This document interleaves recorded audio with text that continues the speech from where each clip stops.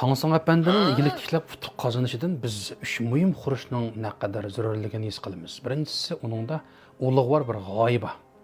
Hem bu yerda g'oya deganimiz dal albatta o'zining manfaatidan halqıgan. Dal Viktor Franklning tavsiyasi bo'yicha futuq qazanaydi san kasbingda. O'zingning nafsidan, manfaatidan halqıgan ulug'vor bir nishon tikla degan.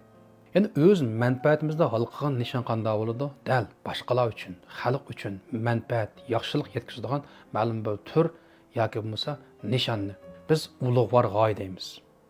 Hamda Tangsan Efendining ikkinchi futuq qazanish sababi nima desak, u g'oya bilanlam to'xtab qolmay haqiqiy ijroga o'tdi. Shunday bir so'z bor, bu dunyodagi eng yiroq orliq Janubiy qutb bilan Shimol qutbning orliqi emas, yig'iz bilan qo'lning orliqi degan. Demak, nurg'un kishilarda orzu, g'oya, plan, nishon to'lni keladi.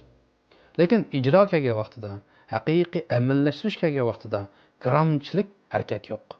Demak, bu ikkinchi muhim xurush. Uchinchi xurush, albatta, ulug'vor g'oya va ijro harakatdan sirt muhim bo'lgani shuni izchil yapmish, sijil yapmish.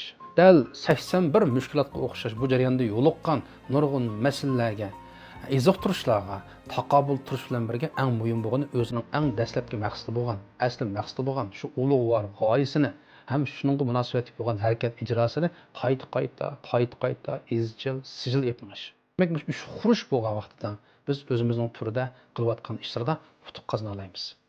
Demek shundoq bir hikmatlar tuyungan g'aribki sayohat filmiga birlashtirib o'zimizning egilik, tijorat, boshqurish ham kasbdagi muvaffaqiyatli munosabatli konkret qo'llanishchan meg'izli qonuniyatli tadbirlarni egallamoqchi bo'lsangiz ayrimxon uchur qiling. 24-yillar biz Xotan diyorda dal musha haqdagi darsni uyushtiramiz.